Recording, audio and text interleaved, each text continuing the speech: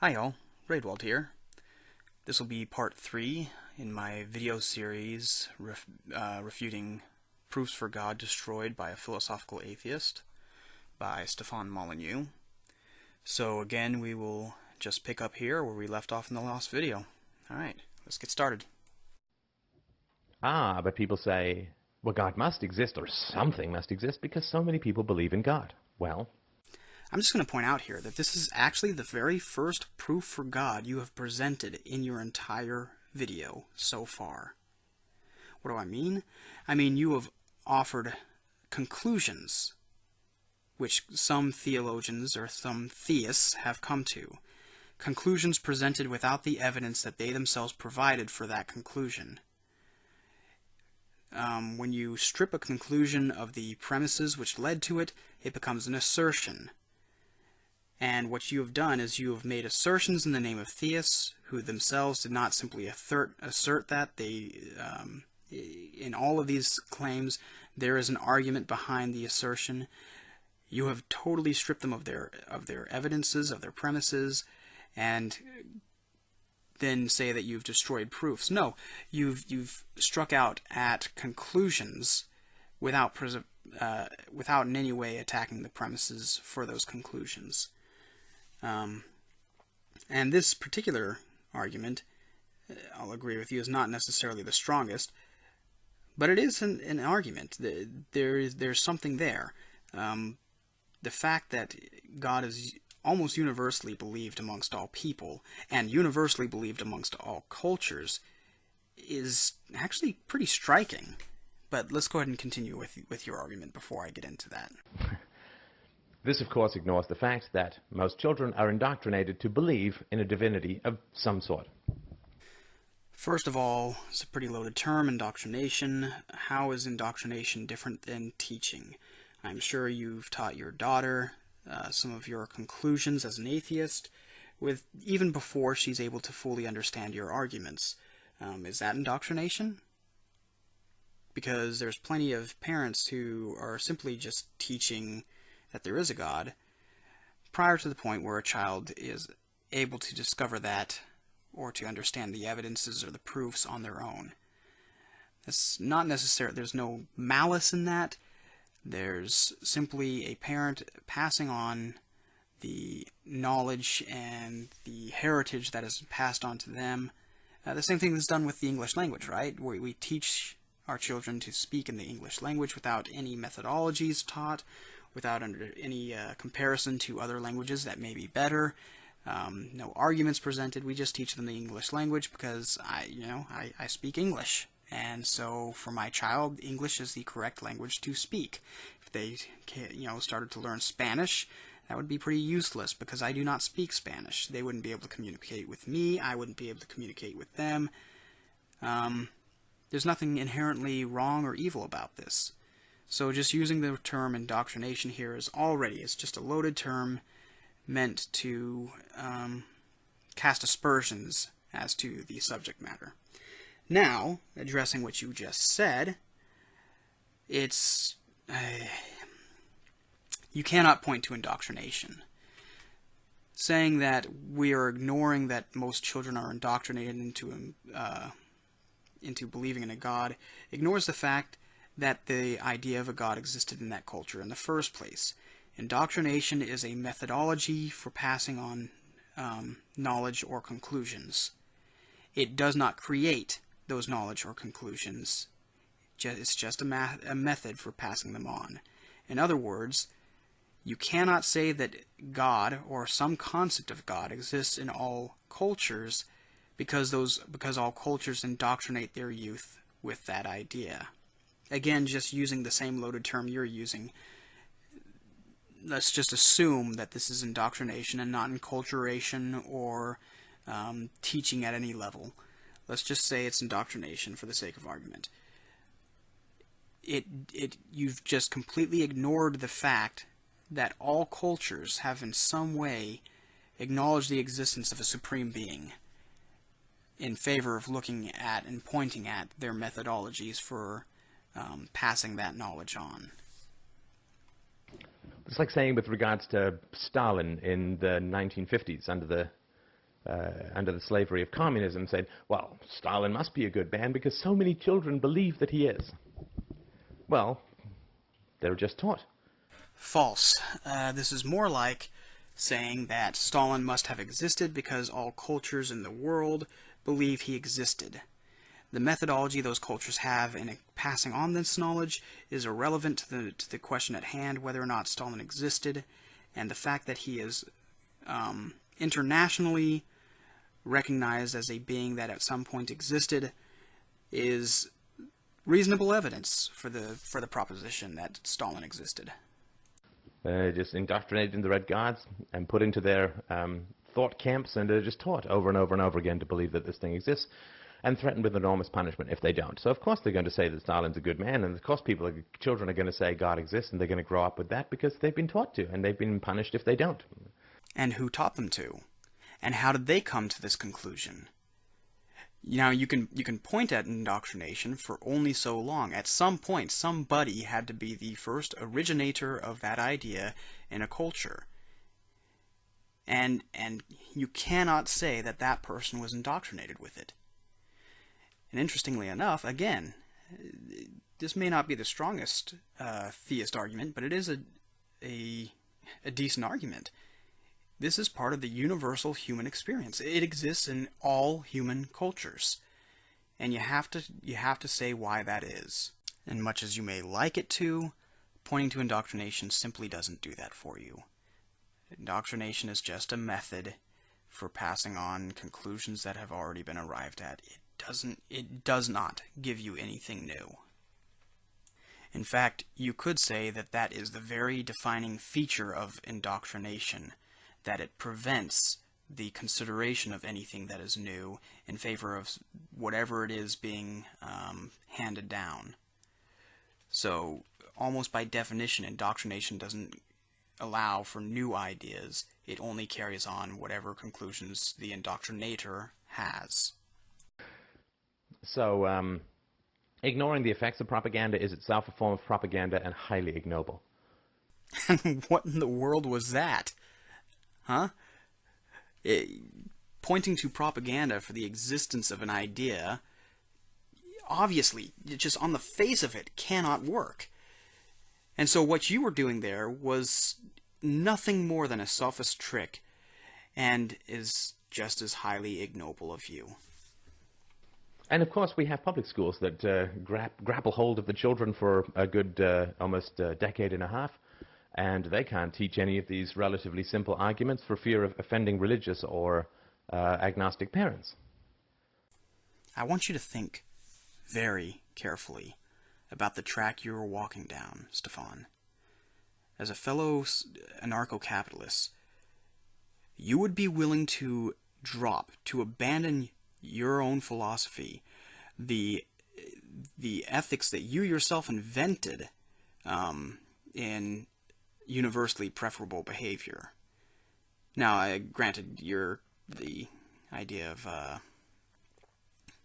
the non-initiation of force precedes you, but you yourself took that and ran with it in an ethical framework you call UPB, and you would abandon that in order to indoctrinate children with your ideas by using the force of the state.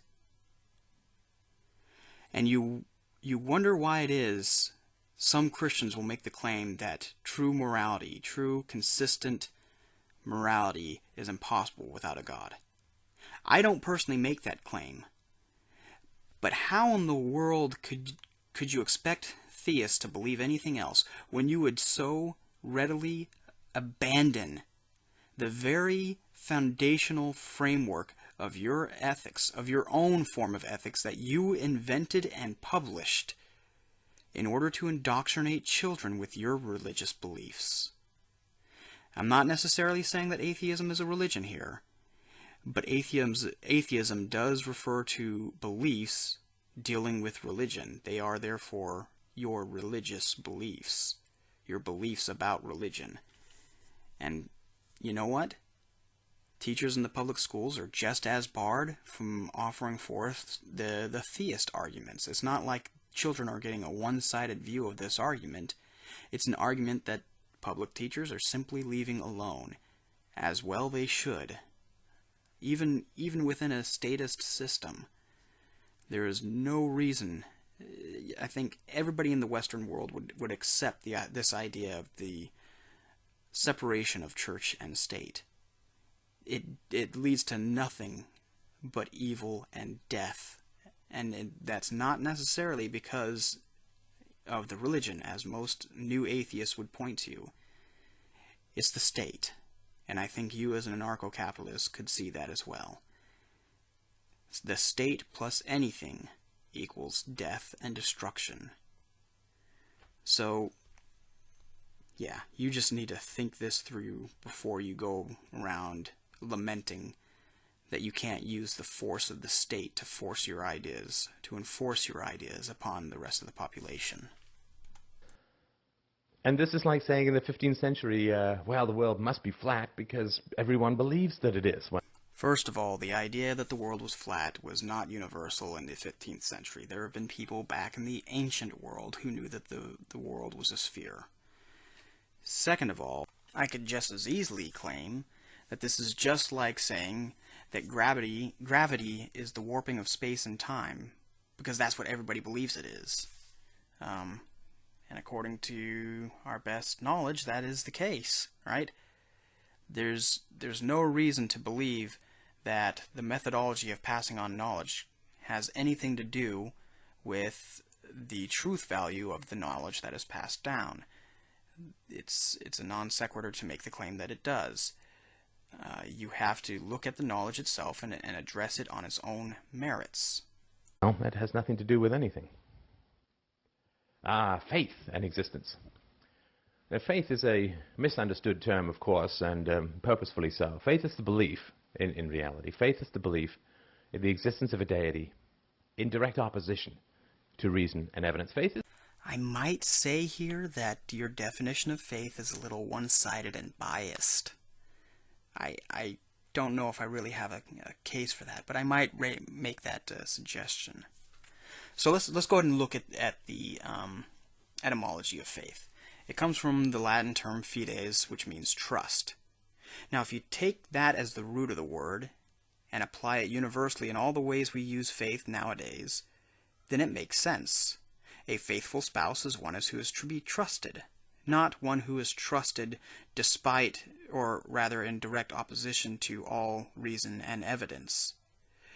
One who puts forth an argument in full faith is one who is doing so in such a way as they could be trusted to be sincere. Right? It is one who is trusted as a sincere person who would be willing to abandon that argument when they are shown its flaws.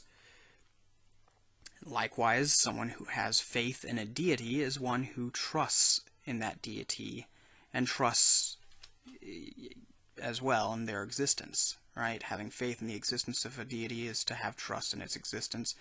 One who has faith in the deity itself that has trust in that deity, that deity will not do them wrong, in a sense. My own personal belief of how to best define faith is really to say faith is a motivating trust in someone or in something. Semicolon, the motivating principle behind all intelligent action. Now, what do I mean by this? Let's say, for example, I were to try to stand up and walk away from this desk, the desk I'm now sitting at. Do I know right now that I would successfully complete those actions? Well, I'd say I have a great deal of reasonable evidence that I would be successful. But my leg could have fallen asleep. Maybe I've got some vertigo kicking in or something. I might fall over and unsuccessfully complete those steps. Heck, a meteor could fall through my roof, strike me in the head, and I could die. Now, that doesn't mean my faith in the ability to stand up and walk away from this desk is unreasonable, but it simply means that I cannot know with absolute certainty that I will be successful. It is an act of faith. to try to walk away from this desk. Every step I've ever taken in my life, and every step you have ever taken in your life, is an act of faith. And what you'll find is if you think hard enough, you can remember a few times where a step, because you had faith in it, actually failed. You were so confident that you would successfully take a step that you didn't bother to think or look around to make sure that you would be able to. And so somebody's foot got in the way, or there was an uneven piece of ground or a rock or something got in the way and you stumbled. In those instances, your faith was misplaced. In other instances, your faith is not misplaced. Every time I read a book, it is an act of faith that I will in some way gain value from reading that book. I do not know so from the beginning. I do not know that from the beginning. It is not until I have read the book that I can tell with any certainty whether or not I gain some value from it. The farmer, every time the farmer plants a seed, he does so in an act of faith, that seed will grow up into a profitable crop. That is not always the case. In fact, very often that is not the case. There's quite a bit of waste even in modern-day farming due to pests and weather and all kinds of variables. But ultimately, he has faith that in performing this action, he will profit. Now, applied into the realm of religion, you could try to make the claim that such faith is always misplaced, and then the burden of proof would be on you to demonstrate that this is the case. You cannot simply sit back and just give faith such a one-sided definition that will not apply to all uses of faith equally in order to discredit it in this one use. Now, I would argue that faith in a god, gods, or any sort of supernatural being can and often is misplaced if the concept of God or gods is not true, right? But if there is any concept of God that is true, then faith placed in that concept is not misplaced. It is well placed. Alright, so I think I've belabored this point enough. Please continue. Belief in the absence of reason and evidence. Faith is belief in the direct opposition to reason and evidence. So if we grant that, if we say, okay, we'll believe things exist that, according to reason and evidence, simply cannot ever exist. And here's where you let slip how little you think of your audience's intelligence. Okay, it's one thing to let forth a one-sided definition of a term in such a sense that atheists would happily accept just based on confirmation bias. It's another thing to say that one-sided definition is what is presented by your opposition in the argument. No theist ever would make this claim, and most of the theists, again, you really are targeting Christian belief for the most part in this little presentation. And Christians believe that God exists not in opposition to reason and evidence, but because of reason and evidence. And some of them would question that would maybe make the claim that reason is an enemy to faith. I have heard some theists make that claim. But all Christians would point to evidence for Christ. What evidence? The fact that he's been seen and heard and touched. Then everything that is impossible becomes believable and should be believed in. You can't just say, well, we'll use science and reason and evidence for this, but then over here in the superstitious realm of God, we're going to rely on faith. If that which is impossible should be believed in, Tertullian's crude, I believe because it is impossible. What Tertullian actually said is, it is by all means to be believed because it is absurd. Absurd, not impossible. Let's try a little more intellectual honesty, please. Then everything that is impossible must be believed in. Must be. Please point me to the credible theist who has made any such claim or anything resembling such a claim. And frankly, you know what? This is one thing I see in most theists or atheists nowadays. You simply do not understand where theists are coming from. None of us believes in what we believe without some form of evidence. You may claim that evidence is confirmation bias. You may claim that that evidence is complete BS. You can claim that that evidence cannot be consistently verified. You can claim that that evidence is subjective and not to be trusted. But the one thing you cannot say is that those evidences do not exist. They exist at the very least, they exist in the minds of those who believe them. If you are unwilling to grant even that basic point, from which we could then have something resembling a reasonable conversation, then your efforts will be futile in regards to convincing any theists and be nothing more than a little padding to help confirm the bias of your atheist listeners. Frankly, it's important to any debate, any conversation, to understand where the person sitting across from you is coming from. If you want to really be able to connect with us, to communicate with us, then be willing to believe what we tell you about our own position.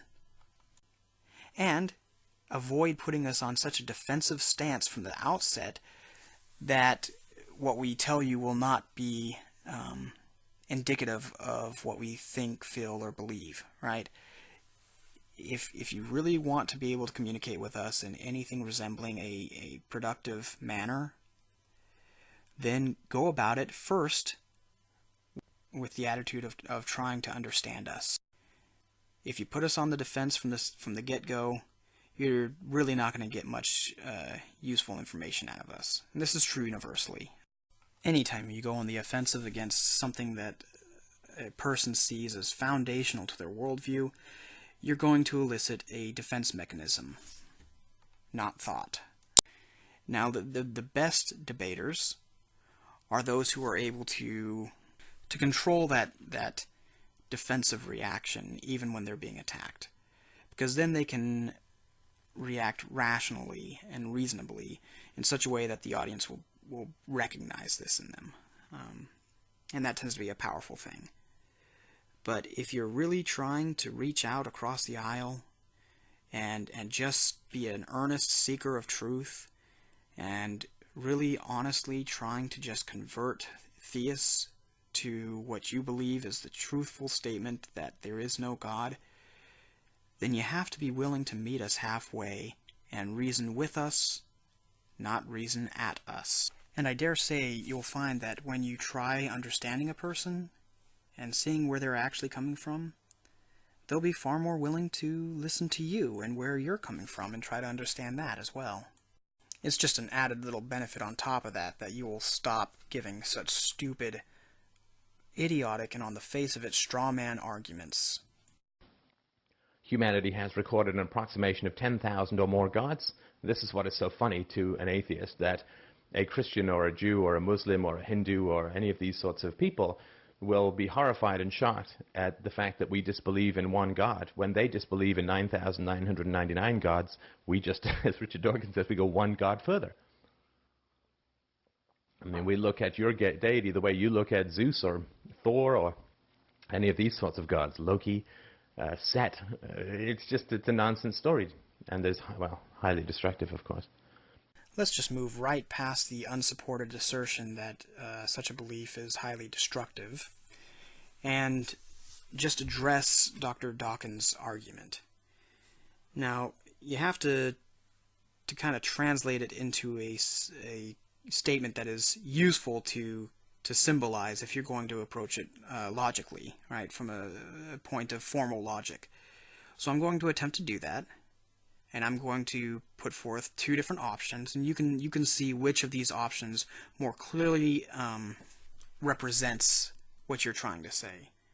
Mostly because you've got some implied premises and or implied conclusions, and I don't want to be putting words in your mouth or taking an argument down a different path than you had in mind. So, option A. Some people did believe in some gods. It is now the consensus that some of those gods do not exist. Therefore, no gods exist. Option B. Some people do not believe in some gods. All gods require the belief of all people in order to exist. Therefore, no gods exist. Now, I do understand I'm kind of making a step past the conclusion you've given, right? The conclusion is that you should not believe in your God. But underneath that conclusion is what you're really driving at, the conclusion that no gods exist, right? You're only telling us not to believe in our God because you're telling us that our God does not exist. So I went ahead and jumped to the implied conclusion, skipping right past the stated conclusion. If I was wrong in that, then I'll restate your options. But if one of those two options accurately describes your position, then I'm going to go ahead and ask that you hand over your diploma so I can take a corner off of it for offering such a ridiculous, stupid argument in the first place. And if you ever hear this, Dr. Dawkins, the same goes to you. So, if you're going to say that which is impossible should be believed in, no one has said that, then you are bound by that belief to believe in all 10,000 or more gods at the same time. That would only be the case if all 10,000 gods are impossible. You must believe that the world is both flat and round. False. I would not have to believe that because that is possible. An object can be flat and round. It's called a disk. What you're trying to say is that the world is both flat and spherical. Now, yes, if I believed that all things which are impossible ought to be believed in, then yes, I would be bound to believe that the world is both flat and spherical. You must believe that the earth goes around the sun and that the sun goes around the earth. You must believe that all gods exist and yet do not exist at the same time. You must believe that the Pope is a leprechaun, that only if the Pope being a leprechaun is impossible. Remember, our current universe of discourse is not about things that are unrational, unreasonable, or unlikely. It's about things that are impossible. And now, having made this statement, you are bound by your own statement to fulfill your burden of proof in demonstrating that the Pope being a leprechaun is impossible, rather than just absurd and highly unlikely. George Bush is piloted by an extraterrestrial, that Iraq is an elf in your armpit, that words have the exact opposite meanings than you think, that Satan lives in your jam jar, that you are a fern, that Lord of the Rings was a documentary, that you are already dead. And while each of these statements may be considered absurd, or that they strain credulity, that they're unreasonable conclusions to draw, I fail to see where you have proven that they are in fact impossible. In order to be consistent with the belief you set out talking about, the belief that that which is impossible must be believed, i.e. the belief that nobody in the world actually holds, and that is simply your straw man argument, you must actually hold to that belief. You must address that belief and only that belief. Therefore, you must only put forth analogies of things that are impossible to believe. And you need to, therefore, for any example you put forth, demonstrate how that is an impossible thing to believe. It's your burden of proof. Single impossible belief in the world you must hold, and then maybe you'll get to save God, but only at the cost of your own sanity and any kind of intellectual credibility, of course. Sure, that would be true of anybody who claimed that anything that is impossible must be believed in. Good luck finding that person. But for now, what about the person who claims to be destroying proofs for God, when in fact he's taking proofs set out by theists, taking the conclusion, stripping it of all premises or evidences, addressing the conclusion of those proofs as though they were simply assertions, and in so doing, generally speaking, you take a principle for which there is a lack of evidence, you take that lack of evidence as evidence of a lack, and you take that evidence of a lack as pretty much a new definition for the word, so that you can create a contradiction of terms. And you've done this consistently throughout your presentation here.